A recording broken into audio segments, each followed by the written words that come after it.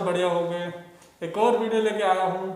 आजकल जो नई एमपी बनी है न्यूजीलैंड में, तो उन्होंने जो अभी लेटेस्ट तराना गाया था असेंबली में, जो सबसे वायरल हो गया, उसके पीछे की कहानी क्या है, किस बेस पे उन्होंने तराना गाया असेंबली में, और क्या खास बात है जो ये वीडियो पूरी वायरल हो गई। तो उम्मीद है आपको इस वीडियो को पसंद करेंगे, एंड तक देखेंगे, लाइक शेयर और सब्सक्राइब करेंगे। ज़्यादा देरी ना करते हुए चलिए वीडियो शुरू। अस्सलाम वालेकुम दोस्तों, मेरा नाम है असीब शफकत और आप देख रहे हैं हंसी टीवी। दुनिया का दूसरा सबसे पुरअमन तरीन मुल्क जो कि पैसिफिक ओशन के साउथ के अंदर ऑस्ट्रेलिया से 4000 किलोमीटर दूर है। एक ऐसा मुल्क जहां पर दुनिया में सबसे आखिर के अंदर लोग जाकर आबाद होना शुरू हुए। एक ऐसा मुल्क जहां पर इंसानों से ज़्यादा तादाद भेड़ों की पाई जाती है, क्योंकि यहाँ का कुदरती इन्वायरमेंट इंतहाई खूबसूरत है, जिसकी वजह है यहाँ की आरामदेह गर्मियाँ, लंबी सर्दियाँ और अक्सर बारिश बरसते रहना, जिसकी वजह से ये कुदरती हुस्न से भरा हुआ है, बिल्कुल यूके या बरतानिया की तरह। लेकिन हैरत अंगेज तौर पर आज भी इस मुल्क की आबादी यूके की आबादी का सिर्फ और सिर्फ 7% है। इनफैक्ट इस मुल्क का 80% हिस्सा आज भी बिल्कुल खाली और वीरान है, और ये मुल्क और कोई नहीं बल्कि है न्यूजीलैंड, जिसकी 17% आबादी नॉर्थ साइड पर इसके किनारों पर रहती है, और ये 70% आबादी आधी तो इसके सिर्फ एक शहर के अंदर रहती है जिसका नाम है ऑकलैंड। अगर हम दुनिया के नक्शे पर देखें तो ऑस्ट्रेलिया बाकी दुनिया से काफ़ी ज़्यादा दूर है, इनफैक्ट बाकी दुनिया से कटा हुआ है, मगर न्यूजीलैंड तो इससे भी 4000 किलोमीटर दूर है। ऑस्ट्रेलिया भी एक वक्त के अंदर बिल्कुल वीरान जजीरा था, जहां पर ब्रिटिश एम्पायर के दौर के अंदर 1788 और 1868 के अंदर 1,20,000 कैदियों को सजा के तौर पर बरतानिया और आयरलैंड से यहां ऑस्ट्रेलिया में लाकर वीराने में छोड़ दिया गया। इन्हीं क्रिमिनल्स ने अपनी नस्लों को यहाँ पर बढ़ाना शुरू किया, और देखते ही देखते यहाँ की कुल आबादी तकरीबन 26 मिलियन को क्रॉस कर गई।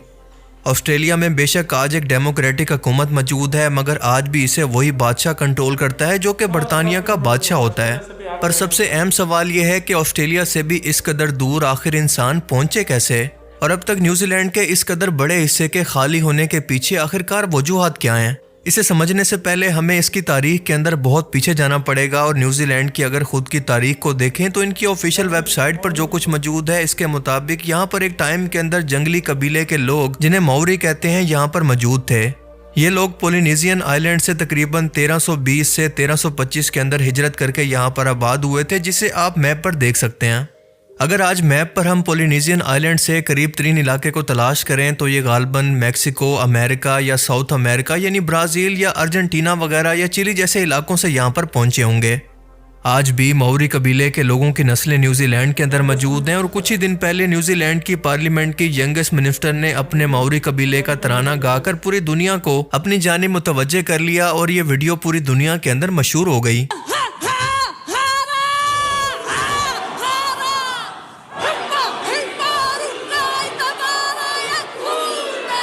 माओरी कबीले के मुताबिक इनके कबीले के एक शख्स ने, जिसका नाम था क्वापी और ये एक मछुआरा था, इसने सन 750 के अंदर न्यूजीलैंड को डिस्कवर किया, क्योंकि पोलिनेशियन आइलैंड के अंदर मछलियां तो मौजूद थी, लेकिन साथ साथ यहाँ पर बहुत ज्यादा ऑक्टोपस भी मौजूद थे जो कि इन मछलियों को खा जाया करते। लिहाजा इस शख्स ने अपने साथियों के साथ मिलकर कश्ती पर सवार होकर किसी ऐसी जगह पर आबाद होने का सोचा जो कि यहाँ से बिल्कुल दूर हो, और वहाँ पर बहुत ज्यादा तादाद के अंदर मछलियों के साथ साथ खाने पीने का भी बहुत इंतजाम हो। और यही खोज इसको लेकर आई न्यूजीलैंड में, जहां पर कुदरती हुस्न, समंदरी मखलूकात, भेड़ें, बकरियां, फ्रूट और खूबसूरती की इंतहा थी, और सबसे बढ़कर यहाँ कोई दूसरा इंसान मौजूद नहीं था।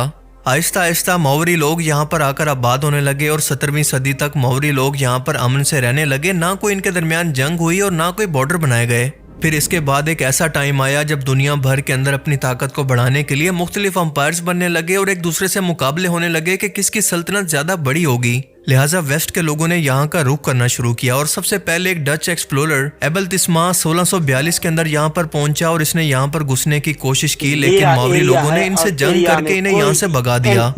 फिर 1769 यानी 1769 के अंदर एक बरतानवी अफसर जेम्स कुक यहाँ पर पहुंचा, और अब की बार भी वही कुछ हुआ कि माओरी लोगों ने इसे भी यहाँ से मारकर भगा दिया।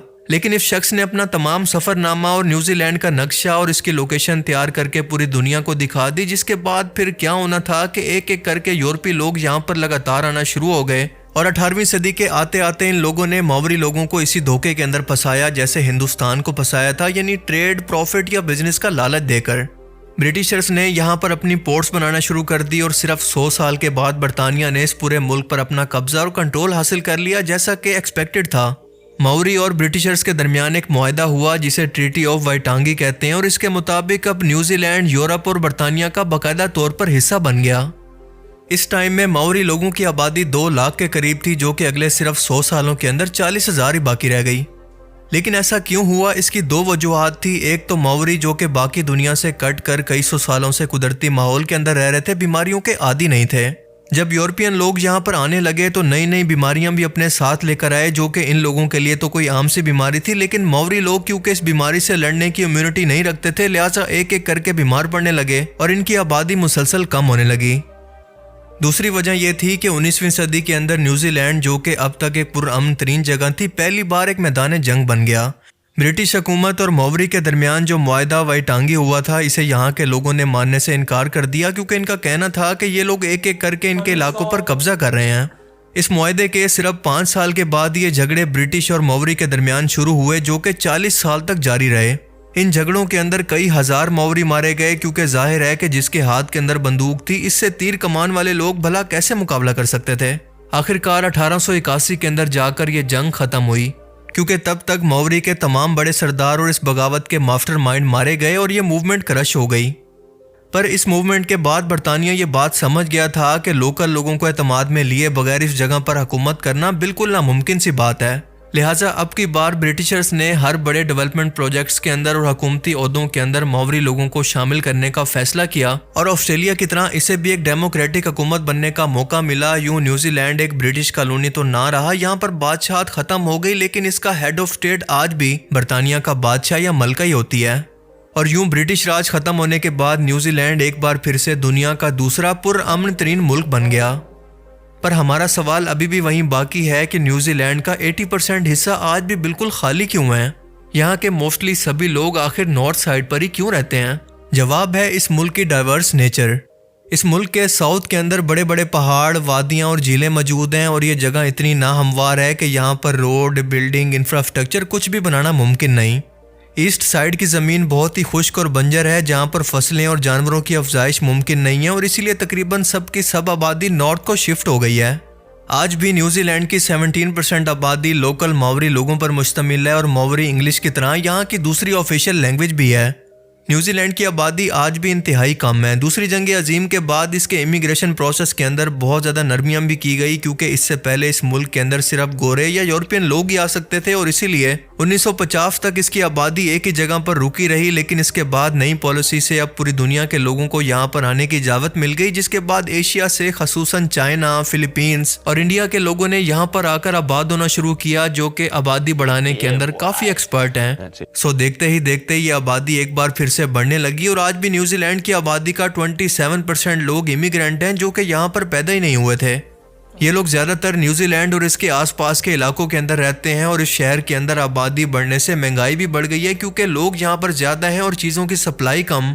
और इस मसले को हल करने के लिए न्यूजीलैंड हुकूमत हर उस शख्स को $8,000 दे रही है जो कि ऑकलैंड शहर को छोड़कर वाइकाटो शहर शिफ्ट हो जाए, जो कि यहाँ से सिर्फ 100 किलोमीटर दूर है, ताकि ऑकलैंड पर प्रेशर कम हो सके और यहाँ पर महंगाई भी कम हो जाए।